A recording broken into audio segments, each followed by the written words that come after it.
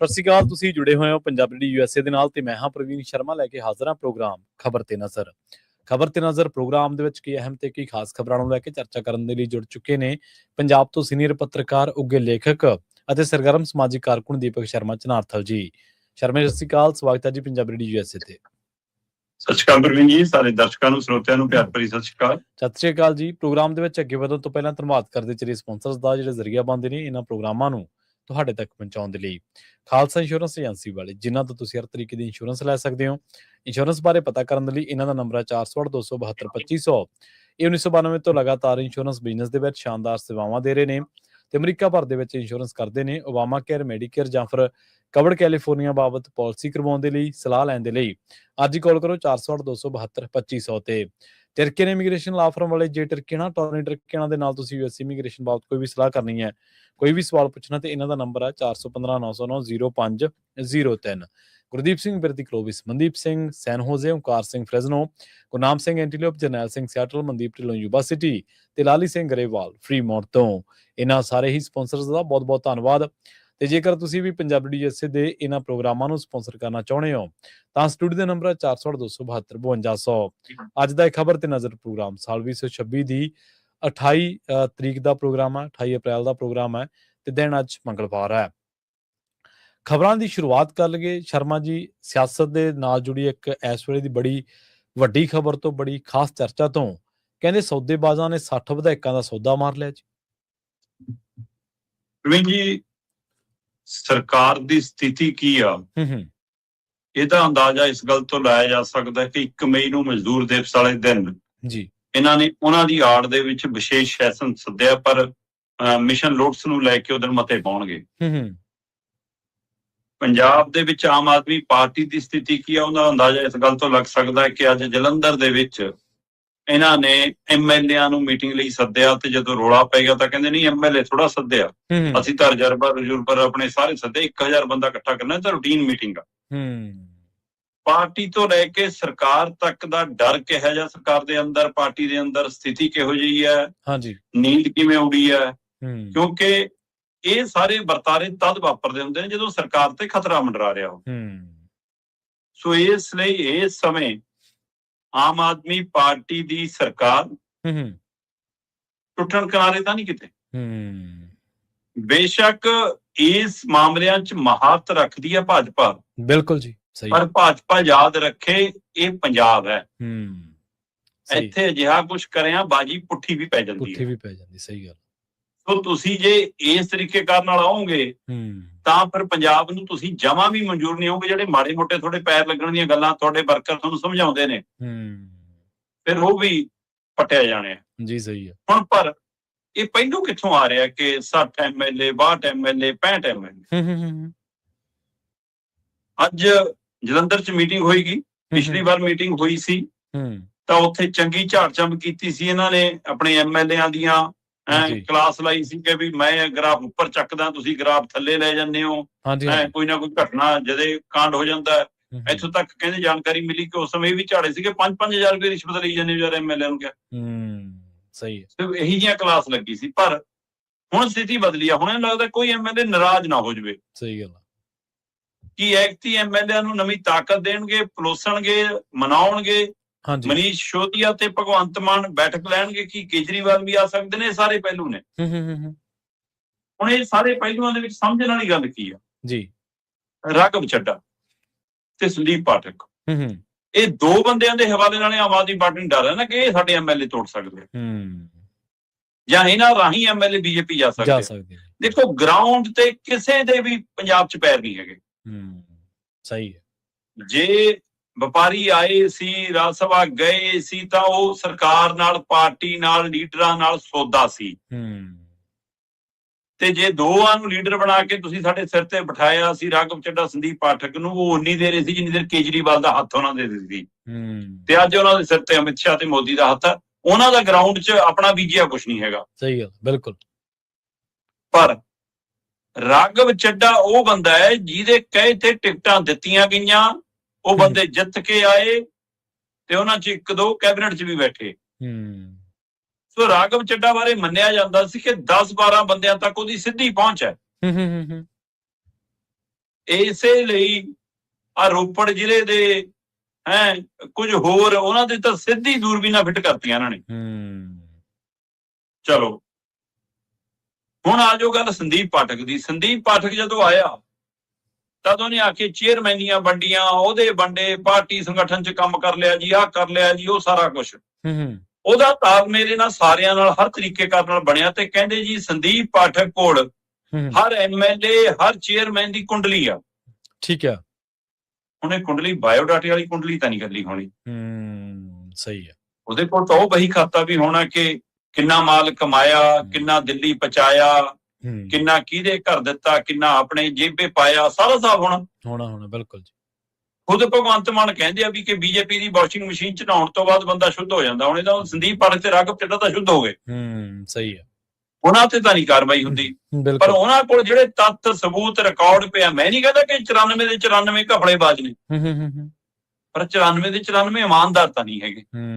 ਇਹ ਤਾਂ ਕਹਿ ਸਕਦੇ ਹਾਂ ਅਸੀਂ। ਸੋ ਇਸ ਲਈ ਸਾਰੇ ਇਮਾਨਦਾਰ ਜੇ ਨਹੀਂ ਹੈਗੇ ਤਾਂ ਇਹਨਾਂ ਚੋਂ ਕਿੰਨਿਆਂ ਦਾ ਹਿਸਾਬ ਕਿਤਾਬ ਉਹਨਾਂ ਕੋਲ ਹੈਗਾ ਕਿ ਭਾਈ ਤੂੰ ਇੱਥੋਂ ਲੈਂਦਾ ਸੀ, ਇੱਥੇ ਦਿੰਦਾ ਸੀ।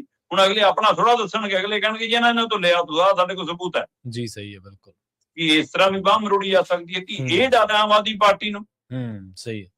ਕਿਉਂਕਿ ਹੁਣ ਇਹ ਕਹਿ ਰਹੇ ਨੇ ਕਿ ਉਹ ਸਰਪੰਚ ਤੱਕ ਬਣਨ ਦੇ ਲਾਇਕ ਨਹੀਂ ਸੀ। ਫਿਰ ਜੇ ਇੰਨੇ ਨਾਲਾਇਕ ਸੀ ਤੁਸੀਂ ਰਾਜ ਸਭਾ ਕਿਉਂ ਭੇਜੇ? ਸਹੀ ਹੈ, ਭੇਜੇ ਤਾਂ ਤੁਸੀਂ ਆ। ਤੇ ਉਹ ਕਹਿੰਦੇ ਜੀ ਇਹ ਹੁਣ ਕਰਪਟਾਂ ਦੀ ਪਾਰਟੀ ਹੈ। ਕੱਲ ਤੱਕ ਤੁਸੀਂ ਵਿੱਚ ਸੀ, ਤਦ ਤੱਕ ਤਾਂ ਠੀਕ ਸੀ। ਬਾਹਰ ਆਉਂਦੀ ਇਹ ਕਰਪਟ ਪਾਰਟੀ ਹੋ ਗਈ। ਸੋ ਇਸ ਲਈ ਦੋਵਾਂ ਦੇ ਰਾਜ ਇੱਕ ਦੂਏ ਕੋਲ ਹੈਗੇ ਨੇ ਜੀ। ਸਹੀ ਹੈ। ਪਰ ਇਹ ਉਹ ਰਾਜ ਨੂੰ ਸਾਬਤ ਕਰ ਪਾਉਣਗੇ ਕਿ ਨਹੀਂ ਬੀਜੇਪੀ ਇਹਨਾਂ ਨਾਲੋਂ ਜ਼ਿਆਦਾ ਵੱਡਾ ਝੂਠ ਬੋਲਣ ਦੀ ਮਹਾਰਤ ਰੱਖਦੀ ਆ। ਤੇ ਜੇ ਉਹਨਾਂ ਕੋਲ ਸੱਚੇ ਸਬੂਤ ਹੋਏ ਫਿਰ ਤਾਂ ਕਹਿਣਾ ਹੀ ਕੀ ਨੇ। ਸੋ ਇਸ ਲਈ ਇਹ ਦੋ ਪਹਿਲੂ ਸੰਕੇਤ ਕਰਦੇ ਆ ਕਿ ਆਮ ਆਦਮੀ ਪਾਰਟੀ ਨੂੰ ਫਿਕਰ ਪਿਆ ਕਿ ਕਿਤੇ ਉਹ ਕੁੰਡਲੀ ਦੇ ਰਾਹੀਂ, ਇਹਨਾਂ ਦੇ ਖਾਤਿਆਂ ਦੇ ਰਾਹੀਂ ਤੇ ਰਾਘਵ ਚੱਡਾ ਦੀ ਮੈਨੇਜਮੈਂਟ ਦੇ ਰਾਹੀਂ ਇਹ ਸਾਡੇ 60 ਤੋਂ 65 ਐਮਐਲਏ ਤੋੜ ਕੇ ਨਾ ਲੈ ਜਾਣ। ਇਸ ਗੱਲ ਨੂੰ ਹਵਾ ਕੌਣ ਦੇ ਰਿਹਾ? ਵਿਰੋਧੀ ਧਿਰ ਦਾ ਲੀਡਰ ਪ੍ਰਤਾਪ ਬਾਜਵਾ ਵੀ ਦੇ ਰਿਹਾ।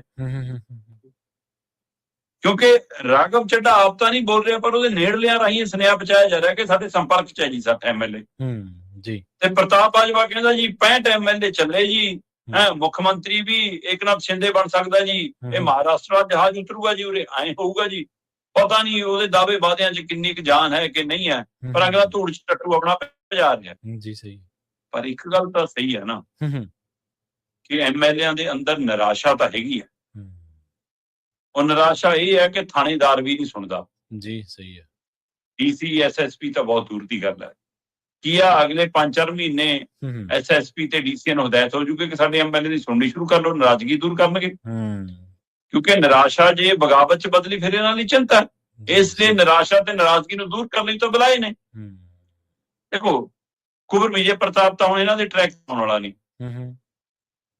ਪਰ ਉਹ ਨਾਲ ਕਿੰਨੇ ਕੁ ਰੱਖਦਾ ਇਹ ਕਿਸੇ ਨੂੰ ਨਹੀਂ ਪਤਾ ਜੀ। ਅਨਮੋਲ ਗਗਨ ਮਾਨ ਨੂੰ ਜਦੋਂ ਕੈਬਨਿਟ ਚੋਂ ਬਾਹਰ ਕੀਤਾ ਕਹਿੰਦੀ ਮੈਂ ਸਿਆਸਤ ਤੋਂ ਸੰਨਿਆਸ ਲੈ ਲਿਆ। ਫਿਰ ਮਨਾਬ ਨੂੰ ਕਿਟਨਾ ਕਰਕੇ ਸਮਝਾ ਲਿਆ ਕਿ ਨਾ। ਹੁਣ ਇਹਦਾ ਮਤਲਬ ਅੰਦਰ ਕੁਛ ਨਾ ਕੁਛ ਤਾਂ ਕਈ ਐਮਐਲਏ ਦੇ ਪਿਆ। ਘੱਟੋ ਘੱਟ 9 ਬੰਦੇ ਉਹ ਪ੍ਰਵੀਨ ਜੀ ਜਿਹੜੇ ਤੁਸੀਂ 2022 ਤੋਂ ਲੈ ਕੇ ਅਪ੍ਰੈਲ 2026 ਤੱਕ ਆਉਂਦੇ ਕੈਬਨਿਟ ਚੋਂ ਕੱਢੇ। 9 ਮੰਤਰੀ ਨੇ ਜਿਨ੍ਹਾਂ ਨੂੰ ਕੈਬਨਿਟ ਚੋਂ ਹਟਾਇਆ। ਤੇ ਉਹ ਅੰਦਰ ਟੀਸ ਤਾਂ ਲੈ ਕੇ ਘੁੰਮਦੇ ਹੋਣੇ ਨਾ ਕਿ ਮੰਤਰੀ ਵਾਲੀ ਗੱਡੀ ਗਈ, ਝੰਡੀ ਵਾਲੀ ਕਾਰ ਗਈ ਜੀ। ਸਹੀ ਹੈ। ਕਿ ਉਹਨਾਂ ਨੂੰ ਕਹਿ ਦੇਖੋ ਵਿਜੇ ਸਿੰਗਲਾ ਆਉਂਦੇ ਹੀ ਤੋਰਿਆ, ਇੰਦਰਵੀਰ ਸਿੰਘ ਨਿੱਜਰ ਖਾਸਮ ਖਾਸ ਸੀ ਕੇਜਰੀਵਾਲ ਦਾ, ਜੇ ਅੰਮ੍ਰਿਤਸਰ ਜਾਂਦਾ ਸੀ ਕੇਜਰੀਵਾਲ ਤਾਂ ਉਹਦੇ ਹੀ ਘਰੇ ਰਹਿੰਦਾ ਸੀ। ਮੰਤਰੀ ਤੋਂ ਹਟਾਇਆ, ਬਾਅਦ ਚੋਂ ਸੀਐਮ ਦਾ ਸੁਪਨਾ ਵੀ ਦਿਖਾਇਆ ਪਰ ਵਾਰੀ ਨਹੀਂ ਆਈ ਵਿਚਾਰੇ ਦੀ ਦੁਬਾਰਾ, ਹੈ ਨਾ। ਕੁਲਦੀਪ ਧਾਲੀਵਾਲ ਬੜਾ ਖਾਸਮ ਖਾਸ ਸੀ, ਭਗਵੰਤ ਮਾਨ ਦਾ ਬੜੇ ਢੋਲ ਵਜਾਏ, ਉਹਨੇ ਬੜਾ ਟਰੈਕਟਰ ਚਲਾਇਆ। ਤੇ ਹੁਣ ਕਿੱਥੇ ਆ? ਮੰਤਰੀ ਬਣਨ ਤੋਂ ਛੁੱਟੀ ਹੋ ਗਈ। ਫੌਜਾ ਸਿੰਘ ਸਰਾਰੀ ਫਸਿਆ, ਚੇਤਨ ਸਿੰਘ ਜੋੜਾ ਮਾਜਰਾ ਛੁੱਟੀ ਹੋਈ, ਬਲਕਾਰ ਸਿੰਘ ਘਿਰਿਆ, ਅਨਮੋਲ ਗਗਨ ਮਾਨ ਗਈ, ਉਹ ਬ੍ਰਹਮ ਸ਼ੰਕਰ ਜਿੰਪਾ ਗਿਆ ਤੇ ਤਾਜ਼ਾ ਲਾਲਜੀਤ ਭੁੱਲਰ। 9 ਮੰਤਰੀ ਨੇ ਜਿਹੜੇ ਕੈਬਨਿਟ ਚ ਹਟਾਏ ਨੇ। ਸੋ ਇਸ ਲਈ ਇਹ ਨਾਰਾਜ਼ਗੀ ਸਾਰੀ। ਹਾਂ, ਮਾਹਿਰਾਂ ਦਾ ਇਹ ਮੰਨਣਾ ਹੈ ਕਿ ਇਹਨਾਂ ਦੇ ਐਮਐਲਏ ਇੰਨੇ ਹਲਕੇ ਨੇ ਕਿ ਉਹ ਰਾਜਨੀਤੀ ਕੋਈ ਫੈਸਲਾ ਲੈਣ ਤੋਂ ਪਹਿਲਾਂ ਵੀ ਆਪਣੀ ਤਨਖਾਹ ਤੇ ਪੈਨਸ਼ਨ ਦੇਖਣਗੇ। ਸਹੀ। ਕਿ ਹਾਂ ਕਿਤੇ ਉਹ ਤਾਂ ਨਹੀਂ ਖਤਮ ਹੋ ਜਾਊਗੀ, ਉਹ ਤਾਂ ਨਹੀਂ ਕੱਟੀ ਜਾਊਗੀ। ਇਸ ਲਈ ਹੋ ਸਕਦਾ ਕਹਿੰਦੇ ਕਿ ਬੀਜੇਪੀ ਵੀ ਨਹੀਂ ਚਾਹੂਗੀ ਕਿ ਪੰਜਾਬ ਚ ਸਭ ਗਲਤ ਸੁਨੇਹਾ ਚਲਾ ਜਾਵੇ, ਉਹ ਇੰਜ ਨਾ ਤੋੜਨ, ਪਰ ਇਹਨਾਂ ਦੀ ਨੀਂਦ ਉਡਾ ਕੇ ਰੱਖਣਗੇ। ਉਹ ਸਹੀ ਹੈ। ਇਹਨਾਂ ਨੂੰ ਡਰ ਪੈਦਾ ਕਰਕੇ ਰੱਖਣਗੇ ਤੇ ਇਸ ਡਰ ਨੂੰ ਹਕੀਕਤ ਚ ਬਦਲਣਗੇ ਜਦੋਂ ਤੈਅ ਹੋ ਗਿਆ ਕਿ ਆਪਾਂ ਮੰਨ ਕੇ ਚੱਲੀਏ ਕਿ ਚੋਣਾਂ ਜਨਵਰੀ ਫਰਵਰੀ ਚ ਹੋਣਗੀਆਂ। ਆਪਾਂ ਨਹੀਂ ਮੰਨਦੇ ਕਿ ਚਲੋ ਵੈਸਾ ਮੰਨਿਆ ਜਾ ਰਿਹਾ ਨਵੰਬਰ ਦਸੰਬਰ ਚ ਵੀ ਹੋ ਸਕਦੀਆਂ। ਆਪਾਂ ਜਨਵਰੀ ਫਰਵਰੀ ਦੇ ਹਿਸਾਬ ਨਾਲ ਹੀ ਮੰਨ ਕੇ ਚੱਲੀਏ। ਕੀ ਇਹਦਾ ਮਤਲਬ ਅਗਸਤ ਦੇ ਵਿੱਚ ਜਾ ਜੂ ਕੇ ਫਿਰ ਇਹ ਤੋੜ ਤੜਾਈਏ ਸ਼ੁਰੂ ਹੋ ਜਾਊਗਾ। ਤੇ ਕਹਿੰਦੇ ਕਿ ਬੀਜੇਪੀ ਇਹ ਵੀ ਡਰਾਮਾ ਕਰ ਸਕਦੀ ਹੈ ਕਿ ਭਾਈ ਰੋਜ਼ 2-2 3-3 ਲਿਆਓ ਤਾਂ ਕਿ ਰੋਜ਼ ਖਬਰਾਂ ਬਣਨ ਕਿ ਅੱਜ 2 MLA ਆ ਗਏ, ਅੱਜ 1 MLA ਉੱਥੋਂ ਆ ਗਿਆ, 4 MLA ਇੱਥੋਂ ਆ ਗਏ। ਸੋ ਇੰਜ ਵੀ ਹੋ ਸਕਦਾ ਕਿ ਇਹ ਕਾਰਵਾਈ ਤੁਹਾਨੂੰ ਜੁਲਾਈ ਅਗਸਤ ਤੋਂ ਬਾਅਦ ਸ਼ੁਰੂ ਹੁੰਦੀ ਦਿਖੇ ਤੇ MLA ਨੂੰ ਦੁਬਾਰਾ ਜਿਮਨੀ ਚੋਣ ਚ ਵੀ ਨਹੀਂ ਜਾਣਾ ਪਊਗਾ ਤੇ 2/3 ਵਾਲਾ ਮਸਲਾ ਵੀ ਨਹੀਂ, ਸਰਕਾਰ ਵੀ ਨਹੀਂ ਬਦਲਣੀ ਪਊਗੀ। ਅਗਲੀ ਵਾਰ ਚੋਣਾਂ ਦੀ ਪਰਚੀ ਦੇਖ ਲਾਂਗੇ ਕਿਉਂਕਿ ਇੱਧਰ ਵੀ ਇਹਨਾਂ ਨੂੰ ਵੀ ਲੀਡਰਾਂ ਦੀ ਲੋੜ ਤਾਂ ਹੈਗੀ ਆ ਨਾ ਜਿਹੜੇ ਚੋਣਾਂ ਲੜਾਉਣੇ ਨੇ ਜੀ। ਸਹੀ ਹੈ। ਸੋ ਇਸ ਲਈ ਉਹ ਇੱਧਰੋਂ ਵੀ ਲਿਜਾ ਸਕਦੇ ਨੇ। ਸੋ ਇਹ ਦੇਖਣ ਵਾਲੀ ਗੱਲ ਹੋਏਗੀ ਕਿ ਹੁੰਦਾ ਕੀ ਆ। ਪਰ ਬੀਜੇਪੀ ਦਾ ਪੱਕਾ ਕੈਡਰ, ਪੱਕਾ ਵਰਕਰ, ਪੱਕਾ ਸਮਰਥਕ ਝੋਲੀ ਚੁੱਕੋ ਜ਼ਰੂਰ ਸੋਚੇ ਕਿ ਤੁਹਾਡੀ ਵਾਰੀ ਤਾਂ ਵੀ ਨਹੀਂ ਆਉਣੀ। ਤਾਂ ਵੀ ਨਹੀਂ, ਬਿਲਕੁਲ। ਜਦੋਂ ਤੁਸੀਂ ਸ਼ਰਮਾ ਜੀ ਸੰਦੀਪ ਪਾਠਕ ਦੀ ਗੱਲ ਕਰ ਰਹੇ ਸੀ ਤਾਂ ਮੈਨੂੰ ਇਹ ਗੱਲ ਯਾਦ ਆ ਰਹੀ ਸੀ ਕਿ ਤੁਹਾਡਾ ਜਿਹੜਾ ਦੁਸ਼ਮਣ ਆ ਉਹ ਨਾ ਖਤਰਨਾਕ ਨਹੀਂ ਹੁੰਦਾ ਜਿੰਨਾ ਦੋਸਤ ਤੋਂ ਦੁਸ਼ਮਣ ਬਣਿਆ ਜਿਹੜਾ ਦੁਸ਼ਮਣ ਆ ਉਹ ਖਤਰਨਾਕ ਹੁੰਦਾ, ਕਿਉਂਕਿ ਉਹਦੇ ਕੋਲ ਭੇਤ ਹੁੰਦੇ ਨੇ। ਤੇ ਸੰਦੀਪ ਪਾਠਕ ਤੇ ਇਹ ਜਿਹੜੇ ਦੂਜੇ ਚੱਡਾ ਸਾਹਿਬ ਨੇ ਇਹ ਸੱਜਰੇ, ਇਹ ਸੱਜਰੇ ਬਣੇ ਦੁਸ਼ਮਣ ਨੇ, ਉਹ ਵੀ ਦੋਸਤਾਂ ਤੋਂ। ਸੋ ਅਗਲੀ ਗੱਲ ਕਰੀਏ ਡਰਾਮੇਬਾਜ਼ ਦੀ, ਕਹਿੰਦੇ ਇਹਦਾ ਸੱਤਿਆਗ੍ਰਹਿ ਵੀ ਹੁਣ ਅੰਦੋਲਨ ਬਣ ਸਕੂਗਾ ਜੀ। ਦੇਖੋ ਅਰਵਿੰਦ ਕੇਜਰੀਵਾਲ ਨੂੰ ਕਈ ਰਾਜਨੀਤਿਕ ਪੈਂਤੜੇ ਚੱਲਣੇ ਆਉਂਦੇ ਨੇ ਜੀ। ਉਹਨਾਂ ਚੋਂ ਇੱਕ ਪੈਂਤੜਾ ਹੈਗਾ ਰੋਣ ਲੱਗ ਜਾਓ, ਦੂਆ ਪੈਂਤੜਾ ਹੈਗਾ ਹਨਾ ਗਰੀਬੜੇ ਜੇ ਬਣ ਜਾਓ, ਝੱਗਾ ਜਾਂ ਚੱਕਲਾ ਪਾ ਕੇ ਬਾਹਰ ਲਮਕਾ ਕੇ 80 ਰੁਪਇਆਂ ਦੀ ਚੱਪਲ ਪਾ ਕੇ। ਪਰ ਉਹ ਰਾਘਵ ਚੱਡਾ ਦਾ ਕਹਿਣਾ ਕਹਿੰਦਾ ਹਰਾਇਆ ਤਾਂ ਸ਼ੀਸ਼ ਮਹਿਲ ਜੇ ਉਹ ਨਾ ਬਣਾਇਆ ਹੁੰਦਾ ਸ਼ਾਇਦ ਇਹ ਹਾਲ ਨਾ ਹੁੰਦਾ, ਹੈ ਨਾ ਜੀ। ਘੱਟ ਤਾਂ ਤੁਸੀਂ ਕਿਸੇ ਨੇ ਨਹੀਂ ਕੀਤੀ। ਹੁਣ ਰਾਘਵ ਚੱਡੇ ਦੀਆਂ ਗੱਲਾਂ ਥੋੜਾ ਕਿ ਤੂੰ ਵੀ ਤਾਂ ਭਰਾਵਾ ਪੰਜਾਬ ਚ ਕੀ ਲਾ ਕੇ ਗਿਆ, ਸਾਨੂੰ ਸਾਰਿਆਂ ਨੂੰ ਪਤਾ ਕਿਹਦੇ ਹੱਕ ਖਾਧਿਆ ਤੁਸੀਂ। ਸਹੀ ਹੈ। ਸੋ ਪਰ ਕੇਜਰੀਵਾਲ ਨੂੰ ਇਹ ਚੀਜ਼ਾਂ ਵੀ ਆਉਂਦੀਆਂ, ਕੇਜਰੀਵਾਲ ਨੂੰ ਸਿਆਹੀ ਸਟਾਉਣੀ, ਮੂੰਹ ਕਾਲਾ ਕਰਾਉਣਾ, ਹੈ ਨਾ, ਉਹ ਸਾਰਾ ਕੁਝ ਵੀ ਕਰਨਾ ਆਉਂਦਾ। ਕੇਜਰੀਵਾਲ ਨੂੰ ਮਾਫੀਆਂ ਮੰਗਣੀਆਂ ਵੀ ਆਉਂਦੀਆਂ। ਗੜਕਰੀ ਤੋਂ ਲੈ ਕੇ ਵਿਕਰਮ ਮਜੀਠੀਆ ਤੱਕ ਮਾਫੀਆਂ ਮੰਗ ਕੇ ਆਪ ਤੁਰ ਜੋ ਤੇ ਸੰਜੇ ਸਿੰਘ ਵਰਗੇ ਤਰੀਕਾਂ ਭੁਗਤ ਦੇ ਫਰੀ ਜਾਣ, ਹੈ ਨਾ। ਕੇਜਰੀਵਾਲ ਨੂੰ ਰਜਾਈ ਲੈ ਕੇ ਫੁੱਟਪਾਥ ਤੇ ਸੌਣਾ ਵੀ ਆਉਂਦਾ। ਸੋ ਇਸ ਲਈ ਸਾਰਾ ਕੁਝ ਹੁਣ ਫੇਰ ਮਹਾਤਮਾ ਗਾਂਧੀ ਚੇਤੇ ਆ ਰਿਹਾ। ਠੀਕ ਹੈ, ਕਿਸੇ ਨੂੰ ਮਾਂਵਾਦੀ, ਕਿਸੇ ਨੂੰ ਮਾਂ ਸਵਾਦੀ। ਮਹਾਤਮਾ ਗਾਂਧੀ ਦੇ ਨਾਲ ਹੋ ਸਕਦਾ ਸਾਰਿਆਂ ਦੀ ਸਾਰੇ ਤਰ੍ਹਾਂ ਦੀ ਰਾਏ ਨਾ ਸਹਿਮਤ ਹੋਵੇ, ਹੈ ਨਾ, ਪਰ ਘੱਟੋ ਘੱਟ ਇਹਦੇ ਜਿੰਨਾ ਤਾਂ ਨਹੀਂ ਮਤਲਬ ਸੀਗਾ ਨਾ ਜਿੰਨਾ ਇਹਦੀ ਸਥਿਤੀ ਹੈ। ਸੋ ਕੇਜਰੀਵਾਲ ਤਾਂ ਮਹਾਤਮਾ ਗਾਂਧੀ ਦੇ ਕਿਤੇ ਨੇੜੇ ਤੇੜੇ ਨਹੀਂਗਾ, ਪਰ ਇਹ ਕਹਿੰਦਾ ਜੀ ਮੈਂ ਤਾਂ ਮਹਾਤਮਾ ਗਾਂਧੀ ਵਾਂਗ ਸੱਤਿਆਗ੍ਰਹਿ ਕਰੂੰਗਾ ਜੀ। ਹੁਣ ਅੱਛਾ ਕਮਾਲ ਹੈ ਬਈ, ਤੁਸੀਂ ਅਦਾਲਤੀ ਪ੍ਰਕਿਰਿਆ ਨੂੰ ਚੈਲੰਜ ਕਰਕੇ ਕਿਹੜਾ ਲੋਕਤੰਤਰ ਮਜ਼ਬੂਤ ਕਰ ਰਹੇ ਹੋ? ਸਹੀ ਹੈ, ਬਿਲਕੁਲ ਬਿਲਕੁਲ। ਸਵਾਲ ਤਾਂ ਹੈ ਜੇ ਤੁਹਾਨੂੰ ਉਹਦੇ ਫੈਸਲੇ ਤੇ ਕਿਸੇ ਦੇ ਸ਼ੰਕੇ ਸ਼ੋਕੇ ਹੁਣ ਤੁਹਾਡੇ ਕੋਲ ਉੱਪਰਲੀ ਅਦਾਲਤ ਪਈ ਹੈ। ਜੇ ਹੁਣ ਤੁਹਾਨੂੰ ਬਰੀ ਕੀਤਾ ਹੇਠਲੀ ਅਦਾਲਤ ਨੇ 1 ਨੂੰ 2 ਨੂੰ ਨਹੀਂ 24 ਨੂੰ, ਤਾਂ CBI ਤਾਂ ਉੱਪਰਲੀ ਅਦਾਲਤ 'ਚ ਗਈ ਨਾ, ਸੱਤਿਆਗ੍ਰਹਿ ਤਾਂ ਨਹੀਂ ਸ਼ੁਰੂ ਕੀਤਾ ਨਾ। ਸਹੀ ਹੈ, ਉੱਪਰਲੀ ਅਦਾਲਤ ਚਲੀ ਗਈ। ਤੇ ਤੁਸੀਂ ਕਹਿੰਦੇ ਜੀ ਮੈਂ ਇਸ ਮਹਿਲਾ ਜੱਜ ਕੋਲ ਨਹੀਂ ਜਾਣਾ ਕਿਉਂਕਿ ਜੀ ਇਹਦੇ ਜਵਾਕ RSS ਨਾਲ ਸੰਬੰਧ ਰੱਖਦੇ ਨੇ ਜੀ, ਇਹਨੂੰ ਜੀ ਕੰਮ ਮਿਲਦੇ ਆ ਜੀ ਇਹਨਾਂ ਨੂੰ, ਹੈ ਨਾ, ਤੇ ਇਹਨਾਂ ਨੂੰ ਪਾਰਟੀ ਲਈ ਕੇਸ ਮਿਲਦੇ ਆ ਜੀ, ਇਸ ਲਈ ਤਾਂ ਤਾਲੁਕਾਤ ਹੈ। ਠੀਕ ਹੈ, ਵੀ ਤੁਹਾਡਾ ਨੁਕਤਾ ਵਾਜਬ ਸੀ। ਤੁਸੀਂ ਜੇ ਉਸ ਨੁਕਤੇ ਦੇ ਆਧਾਰ ਦੇ ਉੱਤੇ ਅਰਜੀ ਲਾਈ ਤੇ ਕਿਹਾ ਮੈਂ ਹੀ ਵਕੀਲ ਬਣੂ, ਮੈਂ ਹੀ ਸਾਰਾ ਕੁਝ ਕਰੂੰ, ਤੇ ਬੀਬੀ ਨੇ ਬੜਾ ਕਮਾਲ ਦਾ ਨੁਕਤਾ ਦੇ ਕੇ ਤੁਹਾਨੂੰ ਤੋੜਤਾ ਕਿ ਵੀ ਤੁਹਾਡੀ ਪਟੀਸ਼ਨ ਖਾਰਜ ਆ। ਉਹ ਕਹਿੰਦੀ ਜੇ ਆਏ ਤੁਹਾਡੇ ਕਹੇ ਤੇ ਮੈਂ ਹਟ ਜੂ, ਕੱਲ ਨੂੰ ਤਾਂ ਕੋਈ ਵੀ ਆ ਜਾ ਕਰੂਗਾ, ਤੇ ਫਿਰ ਤਾਂ ਕੰਮੇ ਤੁਰ ਪੂਗਾ ਕਿ ਜੱਜ ਬਦਲੋ ਜੀ। ਸਹੀ ਹੈ। ਸੋ ਇਸ ਲਈ ਉਹ ਕਹਿੰਦੀ ਕਿ ਮੇਰਾ ਫੈਸਲਾ ਦੇਖਿਓ ਕਿ ਫੈਸਲਾ ਸਹੀ ਹੈ ਕਿ ਗਲਤ ਆ, ਉਹ ਤੈਅ ਕਰੂਗਾ ਕਿ ਮੈਂ ਕਿਹਦੇ ਨਾਲ ਆ ਕਿਹਦੇ ਨਾਲ ਨਹੀਂ। ਤੇ ਜੇ ਤੈਨੂੰ ਫੈਸਲਾ ਨਹੀਂ ਠੀਕ ਲੱਗੂ ਉੱਪਰਲੀ ਅਦਾਲਤ ਚਲੇ ਜਾਓ, ਚੈਲੰਜ ਕਰ ਲਿਓ ਉਸ ਫੈਸਲੇ ਨੂੰ। ਪਰ ਏਦਾਂ ਕਿਵੇਂ ਪਹਿਲਾਂ ਹੀ? ਮਤਲਬ ਕਮਾਲ ਦੀ ਗੱਲ ਤਾਂ ਇਹ ਸੀ ਕਿ ਅਸੀਂ ਨਹੀਂ ਕਹਿੰਦੇ ਕਿ ਉਹਦਾ ਜਾਂ ਉਹਦੇ ਟੱਬਰਦਾਰ RSS ਨਾਲ ਸੰਪਰਕ ਨਹੀਂ ਹੋਊਗਾ, ਪਰ ਕਹੇ ਤਾਂ ਉਹ ਜਿਹਦਾ ਆਪਣਾ ਨਾ ਹੋਵੇ। ਕੇਜਰੀਵਾਲ ਤਾਂ ਆਪ ਕਹਿੰਦਾ ਰਿਹਾ ਮੇਰੇ ਪਾਪਾ ਜੀ ਸ਼ਾਖਾ ਲਾਉਂਦੇ ਸੀ, ਅਸੀਂ ਜਾਂਦੇ ਸੀ, ਸਾਡਾ ਬੜਾ ਪੁਰਾਣਾ ਰਿਸ਼ਤਾ ਹੈ ਜੀ, ਉਹਦਾ ਰਿਸ਼ਤਾ। ਇਹ ਤਾਂ ਆਪ ਗੋਗੇ ਗਾਉਂਦਾ ਸਟੇਜਾਂ ਤੋਂ। ਤੇ ਫਿਰ ਹੁਣ ਕਹਿੰਦੇ ਜੀ ਮੈਂ ਰਾਜਘਾਟ ਚੱਲਿਆ ਜੀ, ਮੈਂ ਅਦਾਲਤ ਨਹੀਂ ਜਾਊਂਗਾ, ਨਾ ਮੇਰੇ ਵੱਲੋਂ ਕੋਈ ਪੇਸ਼ ਹੋਊਗਾ ਨਾ ਮੈਂ ਪੇਸ਼ ਹੋਊਂਗਾ, ਅਸੀਂ ਤਾਂ ਸੱਤਿਆਗ੍ਰਹਿ ਕਰਾਂਗੇ ਜੀ, ਜੱਜ ਬਦਲਿਆ ਜਾਵੇ, ਨਹੀਂ ਫਿਰ ਅਸੀਂ ਨਹੀਂ ਕਰਦੇ ਜੀ। ਤੇ ਹੁਣ ਇਸੇ ਲਾਈਨ ਦੇ ਵਿੱਚ ਮਨੀਸ਼ ਸਿਸੋਦੀਆ ਐਂਡ ਪਾਰਟੀ ਬਾਕੀ ਲੀਡਰ ਵੀ ਮਗਰੇ ਆ ਰਹੇ ਨੇ ਕਿ ਅਸੀਂ ਵੀ ਨਾਲ ਹਾਂ ਜੀ। ਦੇਖਿਓ ਕਿਤੇ ਸੰਜੇ ਸਿੰਘ ਵਾਲੀ ਨਾ ਹੋਵੇ, ਆਪ ਤਾਂ ਮਾਫੀ ਮੰਗ ਕੇ ਪਰੇ ਹੋ ਜਾਵੇ, ਇਹਦੇ ਬਾਅਦ ਤੁਸੀਂ ਸਾਰੇ ਟੰਗੇ ਹੋ ਤਰੀਕਾਂ ਭੁਗਤਦੇ ਫਿਰੋ। ਪਰ ਜੋ ਮਰਜ਼ੀ ਕਰ ਲਵੇ ਕੇਜਰੀਵਾਲ, ਇਸ ਵਾਰ ਇਹ ਨਾਟਕ ਨਹੀਂ ਚੱਲਣ ਵਾਲਾ ਕਿ ਲੋਕ ਲਹਿਰ ਬਣਾ ਕੇ ਤੁਹਾਡੇ ਮਗਰ ਆ ਜਾਣਗੇ। ਹੁਣ ਉਹ ਦਿਨ ਬੀਤ ਗਏ ਜੀ। ਜੀ ਸਹੀ ਹੈ, ਕਿਉਂਕਿ ਤੁਸੀਂ ਦਿੱਲੀ ਵਾਲਿਆਂ ਤੋਂ ਵੀ ਬਹੁਤ ਵਾਰ ਮਾਫੀ ਮੰਗ ਲਈ ਕਿ ਜੀ ਮੈਂ ਹੁਣ ਦਿੱਲੀ ਛੱਡ ਕੇ ਨਹੀਂ ਜਾਊਂਗਾ ਜੀ, ਮੈਂ ਵਾਪਸ ਆ ਗਿਆ, ਦਿੱਲੀ ਦੀ ਸੇਵਾ ਕਰੂੰਗਾ ਜੀ। ਤਦ ਵੀ ਚੱਲ ਚੌਪਰ ਚੜ, ਚੱਲ ਗੁਜਰਾਤ, ਚੱਲ ਕੇਰਲਾ, ਚੱਲ ਹਿਮਾਚਲ, ਪੰਜਾਬ ਤਾਂ ਡੇਰੇ ਪੱਕੇ ਹੀ ਲਾਏ ਨੇ। ਜੀ ਪਰ ਕੀ ਕਰੀਏ ਜੀ, ਗੁਰੂ ਜਿਨ੍ਹਾਂ ਦੇ ਟੱਪਣੇ ਚੇਲੇ ਜਾਣ ਛੜੱਪ ਸਹੀ ਹੈ। ਤੇ ਕੇਜਰੀਵਾਲ ਦਾ ਜਿਹੋ ਜਿਹਾ ਹਾਲ ਆ ਉਹੀ ਜਿਹਾ ਹਾਲ ਸਾਡੇ ਮੁੱਖ ਮੰਤਰੀ ਦਾ। ਮੈਨੂੰ ਮੁੱਖ ਮੰਤਰੀ ਦਾ ਚਿਹਰਾ ਨਹੀਂ ਬਣਾਉਂਦੇ, ਮੈਂ ਚੱਲਿਆ ਪਿੰਡ ਨੂੰ, ਜਾ ਕੇ ਗੁੱਸੇ ਹੋ ਕੇ ਪਿੰਡ ਬਹਿ ਜਾਓ।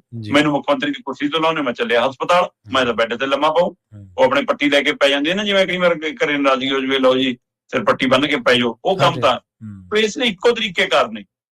ਪਰ ਮੈਨੂੰ ਨਹੀਂ ਲੱਗਦਾ ਕਿ ਇਸ ਬਾਰੇ ਤਰੀਕਾ ਕਰ ਚੱਲੂਗਾ।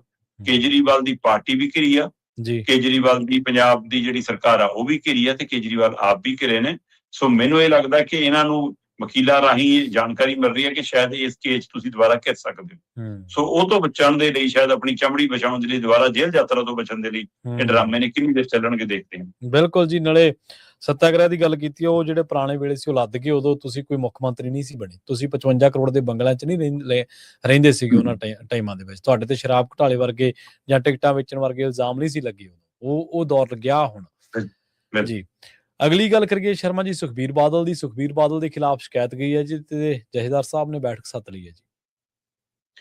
ਪ੍ਰਵੀਨ ਜੀ, ਇਹ ਦੋਵੇਂ ਵੱਖੋ ਵੱਖ ਪਹਿਲੂ ਨੇ ਜੀ। ਇਸੇ ਪਲੇਟਫਾਰਮ ਤੇ ਆਪਾਂ ਗੱਲ ਕਰਦੇ ਹਾਂ, ਯਾਦ ਹੋਏਗਾ ਤੁਹਾਡੇ ਵੀ, ਦਰਸ਼ਕਾਂ ਦੇ ਵੀ, ਸਰੋਤਿਆਂ ਦੇ ਵੀ, ਕਿ ਆਪਾਂ ਇੱਕ ਦਿਨ ਗੱਲ ਕੀਤੀ ਸੀ ਕਿ ਸੁਖਬੀਰ ਬਾਦਲ ਦੁਆਰਾ ਕੀਤੇ ਜਾ ਸਕਦੇ ਨੇ ਸ਼੍ਰੀ ਅਕਾਲ ਤਖਤ ਸਾਹਿਬ ਤੇ ਤਲਬ। ਹਾਂਜੀ ਹਾਂਜੀ ਬਿਲਕੁਲ। ਤੇ ਇਹ ਸ਼ਿਕਾਇਤ ਉਸ ਗੱਲ ਦਾ ਪ੍ਰਮਾਣ ਹੈ ਕਿ ਗੱਲ ਉਧਰ ਨੂੰ ਤੁਰ ਪਈ। SGPC ਦੇ ਮੈਂਬਰ ਜੀ, ਜਿਹੜੇ ਬਾਕੀ ਸੁਖਬੀਰ ਬਾਦਲ ਵਾਲੇ ਦਲ ਤੋਂ ਹਟ ਕੇ ਦੂਜੇ ਦਲਾਂ ਨਾਲ ਸੰਬੰਧ ਰੱਖਦੇ ਨੇ, ਹੈ ਨਾ, ਉਹਨਾਂ ਨੇ ਪਹਿਲ ਕਦਮੀ ਕੀਤੀ। ਉਹਨਾਂ ਦੇ ਨਾਲ ਕੁਝ ਪੰਥਕ ਚਿਹਰੇ, ਸਿੱਖ ਚਿਹਰੇ, ਉਹਨਾਂ ਨੇ ਇੱਕ ਸਾਂਝੀ ਸ਼ਿਕਾਇਤ ਤਿਆਰ ਕੀਤੀ, ਸ਼੍ਰੀ ਅਕਾਲ ਤਖਤ ਸਾਹਿਬ ਦੇ ਕਾਰਜਕਾਰੀ ਜਥੇਦਾਰ ਗਿਆਨੀ ਕੁਲਦੀਪ ਸਿੰਘ ਗੜਗਾ ਜੀ ਨੂੰ ਸੌਂਪੀ ਹੈ। ਠੀਕ ਹੈ ਜੀ। ਉਹ ਸ਼ਿਕਾਇਤ ਦਾ ਆਧਾਰ ਉਹੀ ਹੈ ਕਿ ਵੀ 2 ਦਸੰਬਰ ਦੇ ਹੁਕਮਨਾਮਿਆਂ ਨੂੰ ਸੁਖਬੀਰ ਬਾਦਲ ਮਤਲਬ ਗਲਤ ਕਰਾਰ ਦੇ ਰਿਹਾ, ਆਪਣੇ ਖਿਲਾਫ ਸਾਜ਼ਿਸ਼ ਕਰਾਰ ਦੇ ਰਿਹਾ, ਆਪਣੇ ਨਾਲ ਧੋਖਾ ਕਰਾਰ ਦੇ ਰਿਹਾ। ਉਹ ਇੱਕ ਤਰ੍ਹਾਂ ਨਾਲ ਮੋਜੋ ਉਡਾ ਰਿਹਾ ਸ਼੍ਰੀ ਅਕਾਲ ਤਖਤ ਸਾਹਿਬ ਦੀ ਫਸੀਲ ਤੋਂ ਹੋਏ ਫੈਸਲਿਆਂ। ਉਹ ਕਹਿੰਦੇ ਵੀ ਦੂਆ ਕੋਈ ਸਵਾਲ ਖੜਾ ਕਰੇ, ਸਮਝ ਆਵੇ, ਪੰਥਕ ਪਾਰਟੀ ਕਹਾਉਣ ਵਾਲੀ ਦਾ ਮੁਖੀ ਹੋ ਜੇ ਇਹ ਗੱਲਾਂ ਕਰੇ, ਔਰ ਉਹ ਵੀ ਆਪਣੇ ਆਪ ਨੂੰ ਹੀ ਕਹਿ ਕੇ ਕਿ ਅਸਾਂ ਗੁਰੂ ਨੂੰ ਸਮਰਪਿਤ ਹੈ। ਉਹ ਕਹਿੰਦੇ ਵੀ ਜਥੇਦਾਰ ਆਉਂਦੇ ਜਾਂਦੇ ਰਹਿੰਦੇ ਨੇ, ਰੁਤਬਾ ਸਥਾਨ ਤਾਂ ਇਹ ਸੰਸਥਾ ਦਾ, ਤੇ ਜੇ ਤੁਸੀਂ ਉਹ ਟੈਟੇਰੀ ਕਰੋਗੇ, ਉਸਨੂੰ, ਉਸ ਦੇ ਮਿਆਰ ਨੂੰ ਡਿੱਗਣ ਦੀ ਕੋਸ਼ਿਸ਼ ਕਰੋਗੇ, ਫਿਰ ਮਨਜ਼ੂਰ ਨਹੀਂ। ਇਸ ਆਧਾਰ ਦੇ ਉੱਤੇ ਕਿ ਸੁਖਬੀਰ ਬਾਦਲ ਉਸ ਫੈਸਲਿਆਂ ਨੂੰ ਸਾਜ਼ਿਸ਼ ਦੱਸ ਰਹੇ ਨੇ। ਠੀਕ ਹੈ। ਤੇ ਇਹ ਵੀ ਕਹਿ ਰਹੇ ਨੇ ਕਿ ਮੈਨੂੰ ਮਰਾਉਣ ਦੀ ਕੋਸ਼ਿਸ਼ ਸੀ, ਮੇਰੇ ਖਿਲਾਫ ਸਕੀਮ ਸੀ, ਇਹ ਸਾਰਾ ਕੁਛ। ਸੋ ਇਸ ਲਈ ਕਹਿੰਦੇ ਕਿ ਉਹਨੂੰ ਤਲਬ ਵੀ ਕੀਤਾ ਜਾਵੇ, ਉਹਨੂੰ ਤਨਖਾਹ ਵੀ ਲਾਈ ਜਾਵੇ, ਉਹਨੂੰ ਛੇਕਣ ਦੀ ਕਾਰਵਾਈ ਕਰਨੀ ਪਵੇ ਤਾਂ ਉਹ ਵੀ ਕਰਾਈ ਜਾਵੇ, ਉਹਨੂੰ ਬੁਲਾ ਕੇ ਪੁੱਛਿਆ ਜਾਵੇ। ਇਸ ਤੋਂ ਪਹਿਲਾਂ ਗਿਆਨੀ ਰਘੁਬੀਰ ਸਿੰਘ ਇਹ ਸਵਾਲ ਖੜਾ ਕਰ ਚੁੱਕੇ ਨੇ ਕਿ ਬਈ ਜੇ ਕੋਈ ਅਜਿਹਾ ਮਸਲਾ ਤਾਂ ਹੁਣ ਤਾਂ ਅਸੀਂ ਜਥੇਦਾਰ ਨਹੀਂ ਹੈਗੇ, ਸਾਨੂੰ ਵੀ ਲੈ ਚਲੋ ਤੇ ਸੁਖਬੀਰ ਨੂੰ ਬੁਲਾ ਲਓ, ਦੁਬਾਰਾ ਖੜ ਜਾਓ ਅਕਾਲ ਤਖਤ ਸਾਹਿਬ ਦੇ ਸਾਹਮਣੇ, ਪੁੱਛ ਲਓ ਕਿ ਉਸ ਫੈਸਲੇ 'ਚ ਕਿਹੜੀ ਸਾਜ਼ਿਸ਼ ਸੀ। ਜੀ ਸਹੀ ਹੈ। ਦੇਖੋ, ਇਹ ਤਾਂ ਕੋਈ ਦੋ ਰਾਏ ਨਹੀਂ ਕਿ ਗਿਆਨੀ ਕੁਲਦੀਪ ਸਿੰਘ ਗੜਗਾ ਜੀ ਹੋਰਾਂ ਨੂੰ ਮਾਨਤਾ ਲੈਣ ਦੇ ਲਈ ਲੰਮੀ ਜਦੋਜਹਿਦ ਕਰਨੀ ਪਈ ਹੈ। ਤੇ ਉਹਨਾਂ ਨੂੰ ਲਿਆਇਆ ਕੌਣ ਨੇ? SGPC। ਉਹ SGPC ਜਿਹਦੀ ਬਾਗਡੋਰ ਸੁਖਬੀਰ ਬਾਦਲ ਦੇ ਹੱਥ, ਤੇ ਫਿਰ ਪਹਿਲਾਂ ਗਿਆਨੀ ਹਰਪ੍ਰੀਤ ਗਿਆਨੀ ਰਘੁਬੀਰ ਸਿੰਘ ਵੀ ਕਿਹਨੇ ਲਾਏ ਸੀ? ਸਹੀ ਹੈ, ਲਾਏ ਤਾਂ ਇਹਨਾਂ ਸੀ। ਇਹਦਾ ਮਤਲਬ ਤੁਹਾਡੇ ਮਨ ਦੇ ਅਨੁਸਾਰ ਜੇ ਉਥੋਂ ਹੁਕਮਨਾਮਾ ਨਹੀਂ ਆਉਂਦਾ, ਫਿਰ ਤੁਹਾਡੇ ਖਿਲਾਫ ਸਾਜ਼ਿਸ਼ ਹੈ। ਜੇ ਤੁਹਾਡੇ ਮਨ ਦੇ ਅਨੁਸਾਰ, ਤੁਹਾਡੀ ਭਾਵਨਾ ਦੇ ਅਨੁਸਾਰ ਆ ਜਾਵੇ, ਫਿਰ ਉਹ ਸਥਾਨ ਸਰਵਉੱਚ ਹੈ। ਮਤਲਬ ਏਦਾਂ ਨਹੀਂ ਹੁੰਦਾ, ਸਥਾਨ ਸਥਾਨ ਹੀ ਰਹਿਣਾ, ਉਹਦਾ ਰੁਤਬਾ ਹੀ ਰਹਿਣਾ। ਸੋ ਇਸ ਨੂੰ ਲੈ ਕੇ ਉਹਨੇ ਸ਼ਿਕਾਇਤ ਹੈ ਜਿਹੜੀ, ਇਹ ਮੈਨੂੰ ਲੱਗਦਾ ਗਿਆਨੀ ਕੁਲਦੀਪ ਸਿੰਘ ਗੜਗੱਜ ਦੇ ਲਈ ਵੱਡਾ ਸਵਾਲ ਬਣ ਗਿਆ। ਜੀ ਸਹੀ ਹੈ, ਬਿਲਕੁਲ। ਹੁਣ ਉਹ ਤਲਬ ਕਰਦੇ ਨੇ, ਨਹੀਂ ਕਰਦੇ, ਆਪ ਹੀ ਮੀਟਿੰਗ 'ਚ ਫੈਸਲਾ ਕਰਕੇ ਲਾਂਭੇ ਹੋ ਜਾਂਦੇ ਨੇ ਇਹ ਤੋਂ, ਜਾਂ ਫਿਰ ਉਹ ਇਸ ਮਸਲੇ ਕੰਨੀ ਗੌਰ ਹੀ ਨਹੀਂ ਕਰਨਗੇ। ਦੇਖਣ ਵਾਲੀ ਗੱਲ ਹੋਗੀ। ਹਾਂ, ਮੀਟਿੰਗ ਬੁਲਾਈ ਹੈ ਗਿਆਨੀ ਕੁਲਦੀਪ ਸਿੰਘ ਗੜਗੱਜ ਹੋਰਾਂ ਨੇ, ਪਰ ਇਹ ਲੰਮੀ ਬੈਠਕ ਹੈ। ਮਤਲਬ 5 ਸਿੰਘ ਸਹਿਬਾਨਾਂ ਦੀ ਬੈਠਕ ਨਹੀਂ ਹੈਗੀ। ਇਹਦੇ ਵਿੱਚ ਸਿੱਖ ਵਿਦਵਾਨ ਹੋਣਗੇ, ਸਿੱਖ ਬੁੱਧੀਜੀਵੀ ਹੋਣਗੇ, ਸਿੱਖ ਚਿੰਤਕ ਹੋਣਗੇ, ਕੁਝ ਸਿੱਖ ਸੰਸਥਾਵਾਂ ਦੇ ਮੋਢੀ ਹੋਣਗੇ, ਨੁਮਾਇੰਦੇ ਹੋਣਗੇ। ਇਹ ਜਿਹੜਾ ਬੇਅਦਬੀ ਰੋਕੂ ਕਾਨੂੰਨ ਬਣਿਆ, ਜਾਗਤ ਜੋਤ ਸ੍ਰੀ ਗੁਰੂ ਗ੍ਰੰਥ ਸਾਹਿਬ ਸਤਕਾਰ ਸੋਧ ਐਕਟ 2026, ਉਸ ਨੂੰ ਧਿਆਨ 'ਚ ਰੱਖ ਕੇ, ਕਿਉਂਕਿ ਧਾਮੀ ਸਾਹਿਬ ਤਾਂ SGPC ਵੱਲੋਂ ਸਵਾਗਤ ਵੀ ਕਰ ਚੁੱਕੇ ਆ, ਤੇ ਅੰਦਰ ਉਹ ਕੁਸਰ ਮੁਸਰ ਵੀ ਕਰੀ ਜਾਂਦੇ ਆ। ਕਹਿੰਦੇ ਹੁਣ SGPC ਨੇ ਕਿਹਾ ਜੱਦਰ ਸਾਹਿਬ ਨੂੰ ਕਿ ਤੁਸੀਂ ਕਰੋ ਜੀ ਕੁਛ, ਤੇ ਹੁਣ ਦੇਖਦੇ ਹਾਂ ਜੱਦਰ ਸਾਹਿਬ ਕੀ ਕਰਦੇ ਆ ਜੀ। ਜੱਦਰ ਸਾਹਿਬ ਦੇ ਮੂਹਰੇ ਸੁਖਬੀਰ ਵਾਲੀ ਚਿੱਠੀ ਵੀ ਪਈ ਹੈ, ਜੱਦਰ ਸਾਹਿਬ ਦੇ ਮੂਹਰੇ ਬਲਵੰਤ ਸਿੰਘ ਰਾਜੋਂ ਵਾਲਾ ਮਾਮਲਾ ਵੀ ਪਿਆ ਕਿ 10 ਦਿਨਾਂ 'ਚ ਕਹੋ ਜੀ SGPC ਨੂੰ ਕਿ ਨਵੇੜਾ ਕਰਨ, ਔਰ ਜਿਹੜੀ ਹੈ ਨਾ ਰਾਤ ਪਟੀਸ਼ਨ ਦਾ, ਤੇ ਮੈਨੂੰ ਇੱਕ ਪਾਸੇ ਕਰਾਉਣ।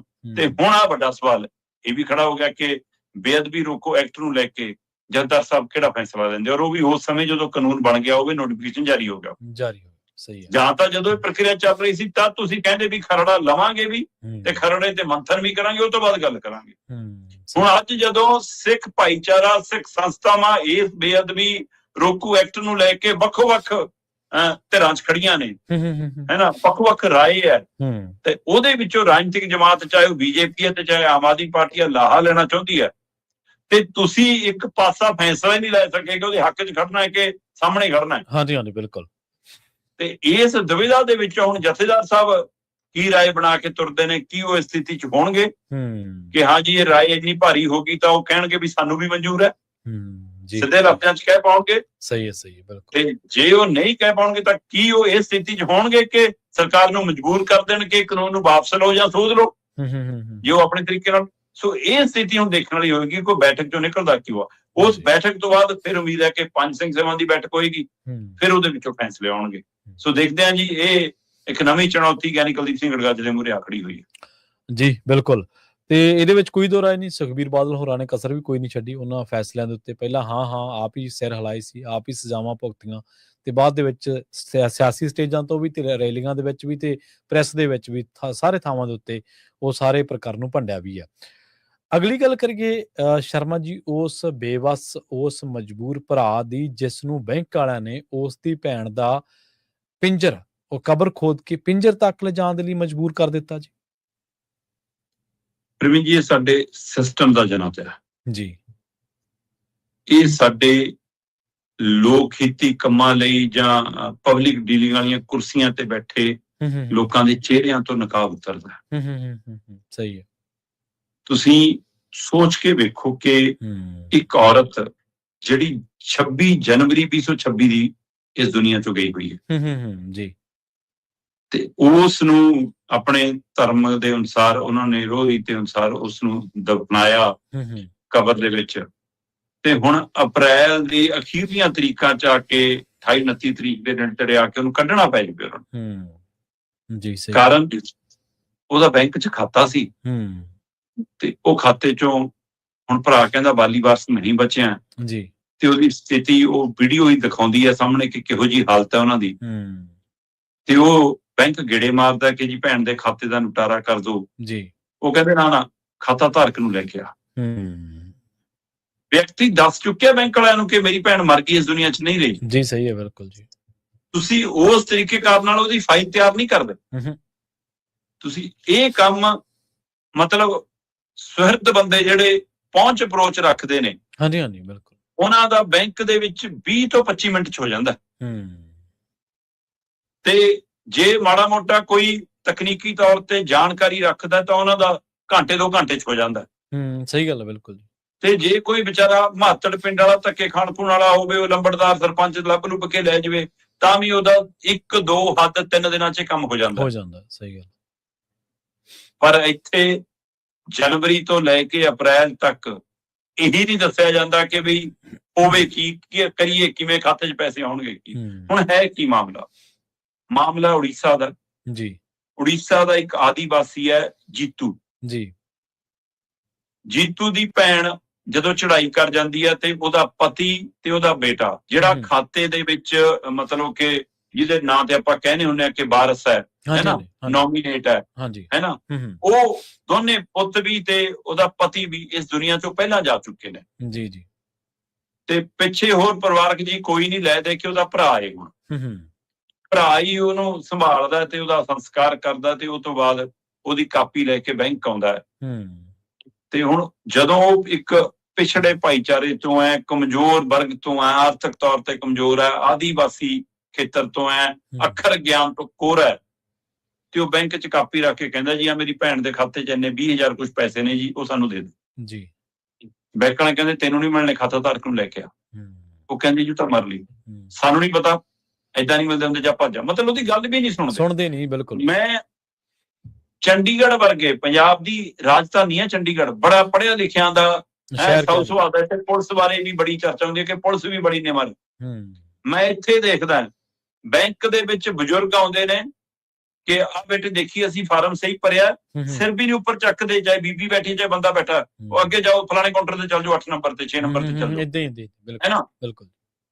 ਹੁਣ ਸਥਿਤੀ ਕੀ ਹੈ ਕਿ ਅਸੀਂ ਤਕਨੀਕ ਤੇ ਨਿਰਭਰ ਹੋ ਗਏ, ਚੈੱਕ ਵੀ ਮਸ਼ੀਨ 'ਚ ਲੱਗੂਗਾ, ਤੁਹਾਡੀ ਵਾਰੀ ਆਉਣ ਲਈ ਟੋਕਨ ਵੀ ਤੁਹਾਨੂੰ ਮਸ਼ੀਨ 'ਚੋਂ ਕੱਢਣਾ ਪਊਗਾ, ਏਟੀਐਮ ਵਰਗੀਆਂ ਮਸ਼ੀਨਾਂ ਲੱਗੀਆਂ ਨੇ, ਬਿਲਕੁਲ, ਹੈ ਨਾ।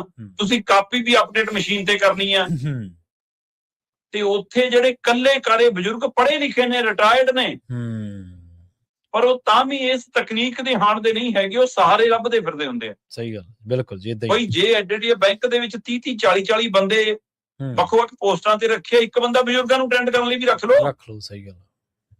ਉਹ ਤੁਹਾਨੂੰ, ਮੈਨੂੰ, ਕਈਆਂ ਨੂੰ ਜਦੋਂ ਅਸੀਂ ਜਾਂਦੇ ਤਾਂ ਉਹ ਦੇਖਦੇ, ਹੁਣ ਮੈਂ ਉੱਥੇ 10 ਮਿੰਟ ਲਈ ਹੋਊਗਾ, ਅੱਧੇ ਘੰਟੇ ਲਈ ਹੋਊਗਾ, ਮੇਰੇ ਵਰਗਾ ਕੋਈ ਹੋਰ ਆ ਜਾਊਗਾ, ਪਰ ਕਿੰਨਾ ਕੁ ਅੱਜ ਕੋਈ ਕਿਸੇ ਦੀ ਬਾਹ ਫੜਦਾ। ਏਟੀਐਮ ਦੇ ਵਿੱਚੋਂ ਜਿਹੜੇ ਧੋਖੇ ਹੁੰਦੇ ਨੇ ਉਹ ਇਸੇ ਆੜ 'ਚ ਹੁੰਦੇ ਨੇ ਨਾ, ਇਸੇ ਕਰਕੇ। ਸਹੀ। ਸੋ ਇਹ ਸਾਰੀ ਪ੍ਰਕਿਰਿਆ ਉਹ ਤੋਂ ਵੀ ਸ਼ਰਮਸਾਰ ਕਰਨ ਵਾਲੀ ਸੀ ਕਿ ਇੱਕ ਵਿਅਕਤੀ ਦੀ ਮੌਤ ਹੋ ਗਈ ਆ ਤੇ ਤੁਸੀਂ ਉਸ ਬੰਦੇ ਨੂੰ ਇਹ ਵੀ ਨਹੀਂ ਦੱਸਦੇ ਕਿ ਇੱਥੇ ਡੈਥ ਸਰਟੀਫਿਕੇਟ ਲੱਗੂ, ਸਰਪੰਚ ਦਾ ਚਿੱਠੀ ਲੱਗੂ, ਤੇਰੇ ਵੱਲੋਂ ਆਹ ਲਿਖਾਇਆ ਜਾਊਗਾ, ਫਾਰਮ ਭਰਨਾ ਪਊ, ਲਿਆ ਅਸੀਂ ਭਰ ਦਿੰਦੇ ਆ। ਸਹੀ ਗੱਲ ਹੈ ਜੀ, ਬਿਲਕੁਲ। ਉਹ ਕਿਹੜੇ ਮਾਰ ਅੱਕ ਗਿਆ ਜਦੋਂ 4 ਮਹੀਨਿਆਂ ਤੋਂ, ਤੇ ਉਹ ਕਹਿੰਦਾ ਕੋਈ ਗੱਲ ਨਹੀਂ, ਤੁਹਾਨੂੰ ਖਾਤਾ ਧਰ ਕੇ ਚਾਹੀਦਾ।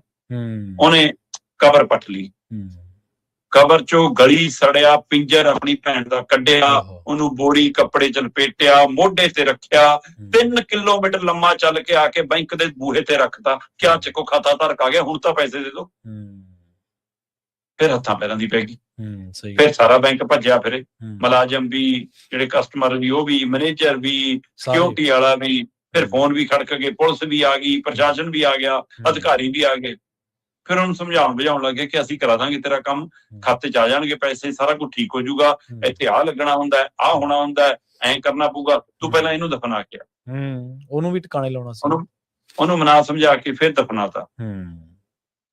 ਪਰ ਅਜੇ ਤੱਕ ਮੈਨੂੰ ਕਿਸੇ ਏਜੰਸੀ ਤੇ, ਕਿਸੇ ਅਧਿਕਾਰਤ ਚੈਨਲ ਤੇ ਅਜੇ ਤੱਕ ਖਬਰ ਨਹੀਂ ਮਿਲੀ ਕਿ ਉਹਨੂੰ 20,000 ਮਿਲ ਗਏ ਜਾਂ ਨਹੀਂ ਮਿਲੇ। ਸਹੀ ਹੈ, ਬਿਲਕੁਲ ਜੀ।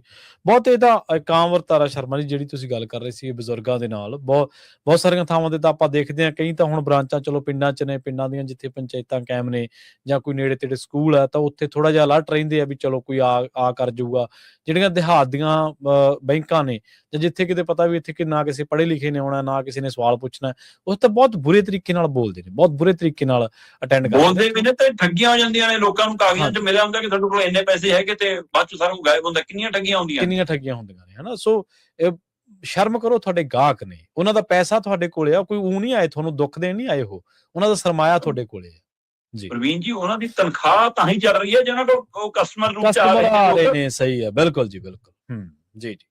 ਤੇ ਜਾਂਦਿਆਂ ਦੀ ਗੱਲ ਕਰੀਏ ਈਰਾਨ ਦੀ, ਈਰਾਨ ਕਹਿੰਦੇ ਹਾਰਮੁਜ਼ ਖੋਲਣ ਦੇ ਲਈ ਤਿਆਰ ਹੈ ਜੀ। ਹੁਣ ਦੇਖੋ, ਇੱਕ ਪਾਸੇ ਤਾਂ ਟਰੰਪ ਵੱਲੋਂ ਪਹਿਲਾਂ ਕਿਹਾ ਗਿਆ ਸੀ ਪਾਈਪਲਾਈਨ ਉਡਾ ਦਾਂਗੇ, ਹੁਣ ਫਿਰ ਉਹਨਾਂ ਨੇ ਕਹਿਤਾ ਕਿ ਵੀ ਇਹ ਤਾਂ ਤਬਾਹ ਹੋਣ ਦੇ ਕਿਨਾਰੇ ਆ, ਈਰਾਨ ਅਸੀਂ ਬਖਸ਼ਾਂਗੇ ਨਹੀਂ।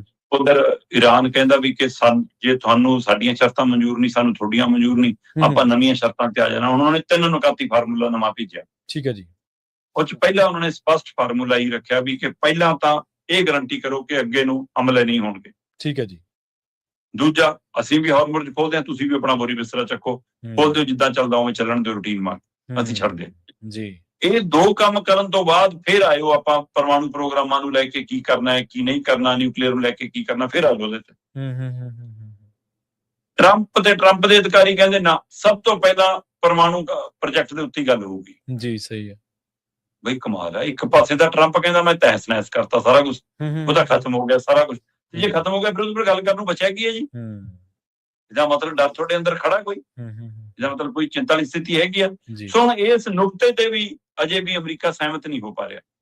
ਸੋ ਹੁਣ ਇਸ ਸਥਿਤੀ ਦੇ ਵਿੱਚ ਤਣਾਅ ਉਸੇ ਤਰ੍ਹਾਂ ਖੜਾ ਜੀ। ਬੇਸ਼ੱਕ ਕਿੰਨੇ ਮੁਲਕ ਸਾਹਮਣੇ ਆ ਰਹੇ ਨੇ, ਮਤਲਬ ਕਿ ਈਰਾਨ ਦੇ ਵਿਦੇਸ਼ ਮੰਤਰੀ ਪਾਕਿਸਤਾਨ ਵੀ ਜਾ ਕੇ ਗੱਲਬਾਤ ਕਰ ਰਹੇ ਨੇ, ਰੂਸ ਵਾਲਿਆਂ ਨੂੰ ਵੀ ਮਿਲ ਰਹੇ ਨੇ, ਚੀਨ ਨਾਲ ਵੀ ਤਾਲਮੇਲ 'ਚ ਨੇ, ਹੋਰ ਕਈ ਮੁਲਕ ਆਪਣੇ ਪੱਧਰ ਤੇ ਵੀ ਕੋਸ਼ਿਸ਼ਾਂ 'ਚ ਨੇ। ਸੋ ਇਹ ਵੀ ਮੰਨਿਆ ਜਾ ਰਿਹਾ ਕਿ ਈਰਾਨ ਵੀ ਹੁਣ ਹਾਰਮੁਜ਼ ਖੋਲਣ ਦੇ ਲਈ ਚਿੰਤਤ ਹੈਗਾ, ਕਿਉਂਕਿ ਉਹਦੇ ਲਈ ਵੀ ਆਰਥਿਕ ਤੌਰ ਤੇ ਮਸਲਾ ਹੈਗਾ। ਤੇ ਅਮਰੀਕਾ ਨੇ ਜਿਹੜਾ ਇਹ ਤਰੀਕਾ ਬਦਲਿਆ ਸੀਗਾ ਕਿ ਹਵਾਈ ਲੜਾਈ ਲੜਨ ਦੀ ਬਜਾਏ ਸਮੁੰਦਰੀ ਲੜਾਈ ਨੂੰ ਚੱਲ ਜਾਓ, ਉਸ ਨੁਕਤੇ ਤੇ ਕੀ ਉਸ ਨੂੰ ਵੀ ਲੱਗਦਾ ਕਿ ਮੇਰੇ ਕੁਝ ਕੰਟਰੋਲ 'ਚ ਹੈਗਾ, ਨਹੀਂ ਤਾਂ ਉਹ ਵੀ ਲੜਾਈ ਤੋਂ ਅੱਕਿਆ ਪਿਆ ਤੇ ਆਪਣੇ ਮੁਲਕ 'ਚ ਜੋ ਉਹਦੇ ਲਈ ਚਿੰਤਾਜਨਕ ਸਥਿਤੀ ਬਣੀ ਹੋਈ ਆ, ਉਹਦਾ ਵੀ ਪ੍ਰਗਟਾਵਾ ਅਸੀਂ ਦੇਖ ਰਹੇ ਹਾਂ। ਸੋ ਇਹ ਸਾਰੀ ਸਥਿਤੀਆਂ ਚੋਂ ਹੁਣ ਸਾਰੇ ਨਿਕਲਣਾ ਚਾਹੁੰਦੇ ਨੇ ਜੰਗ ਚੋਂ ਜੀ। ਪਰ ਸਹੀ ਰਾਹ ਨਹੀਂ ਕੋਈ ਬਣ ਪਾ ਰਿਹਾ। ਤੇ ਪਰ ਉਮੀਦ ਹੈ ਜਿਵੇਂ ਪੜਾਅ ਦਰ ਪੜਾਅ ਗੱਲ ਅੱਗੇ ਵੱਧ ਰਹੀ ਹੈ, ਰਾਹ ਵੀ ਨਿਕਲਿਆ ਆਵੇਗਾ ਤੇ ਹੁਣ ਸ਼ਾਇਦ ਜੰਗ ਨਾ ਹੋਵੇ। ਇਹੀ ਸਾਡੀ ਉਮੀਦ ਵੀ ਹੈ ਤੇ ਇਹੀ ਹੋਣਾ ਵੀ ਚਾਹੀਦਾ। ਜੀ ਬਿਲਕੁਲ। ਤੇ ਸ਼ਰਮਾ ਜੀ, ਇਹਨਾਂ ਖਾਸ ਖਬਰਾਂ ਤੇ ਖਾਸ ਜਾਣਕਾਰੀਆਂ ਦੇ ਲਈ ਤੁਹਾਡਾ ਬਹੁਤ ਧੰਨਵਾਦ ਜੀ। ਸਤਿ ਸ਼੍ਰੀ ਅਕਾਲ ਨਮਸਕਾਰ। ਜੀ। ਪ੍ਰੋਗਰਾਮ ਖਬਰ ਤੇ ਨਜ਼ਰ ਨੂੰ ਆਪਾਂ ਇੱਥੇ ਹੀ ਸਮਾਪਤ ਕਰਾਂਗੇ। ਸਮਾਂ ਇਜਾਜ਼ਤ ਨਹੀਂ ਦਿੰਦਾ। ਤੁਹਾਡਾ ਸਾਰਿਆਂ ਦਾ ਬਹੁਤ ਧੰਨਵਾਦ। ਇਸੇ ਤਰ੍ਹਾਂ ਪੰਜਾਬੀ USA ਨੂੰ ਆਪਣਾ ਪਿਆਰ ਦਿੰਦੇ ਰਹੋ। ਸਤਿ ਸ਼੍ਰੀ ਅਕਾਲ।